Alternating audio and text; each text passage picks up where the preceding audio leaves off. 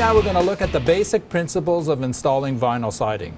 Vinyl siding is so common. I mean, it's on every house. And why is it on every house? Well, first reason is because it's the cheapest thing going on in terms of the material itself, but the second reason is it's the cheapest thing in terms of labor. It is basically click, click, click, and away you go.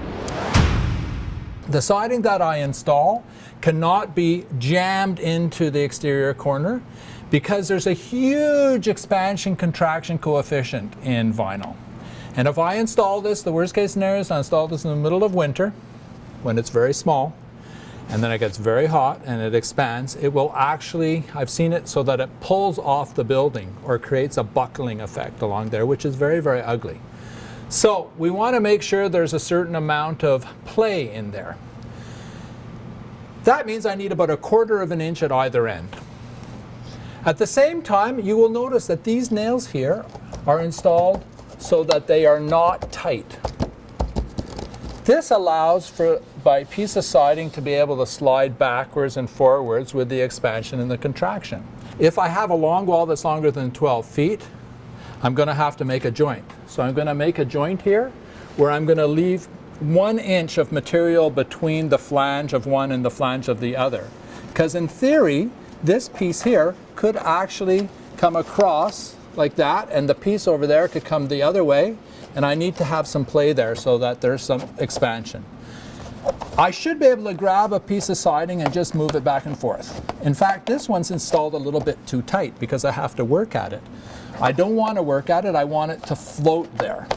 So assuming that we've done this all the way up, and of course there's basic principles of carpentry. We want to have our siding nice and level.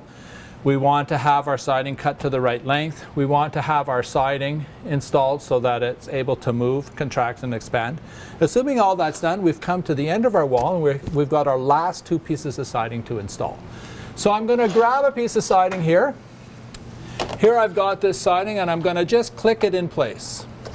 Now before I click it in place, well, what the heck, let's click it in place and then we'll make criticisms of it afterwards. So it's got to click in, so it's got to click, it's got to sit there. As you can see, it's not falling down. There's no nails holding that. It's staying there all by itself. And what I'd want to do is I'd want to pull it so that I have 1/4 of an inch at that end. 1/4 to 3/8 of an inch hidden inside here. I don't want to be too big a gap because then when it contracts, it will fall outside of my U or my J that's at that corner. And I don't want it too tight because if it expands, it'll bump into that and will twist everything. Another principle that we want to have is where we have an overlap, is we want all my overlaps to be facing in the same direction. I don't want to have an overlap like I see over here, which is facing that way, and then come over here and do the exact opposite over here. Because the overlaps are designed for us to walk around the building and to be hidden. If I look at it this way, all the joints are hidden. But if I come and look at it this way, the joints aren't. So the idea, the principle of this is that I choose to have my joints overlapping in the place that is the least visible.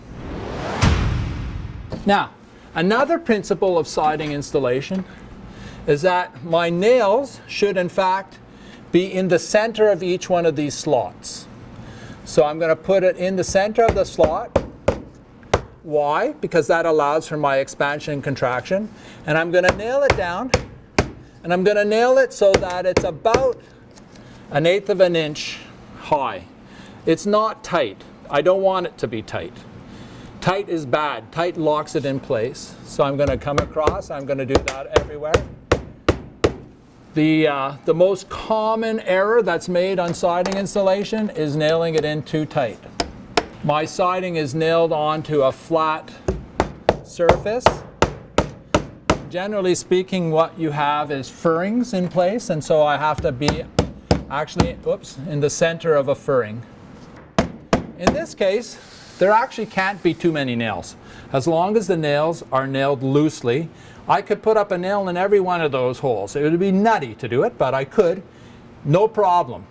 I should have them probably every foot to 16 inches apart. So I've got plenty of nails up here. And those are the how-to principles of installing vinyl siding.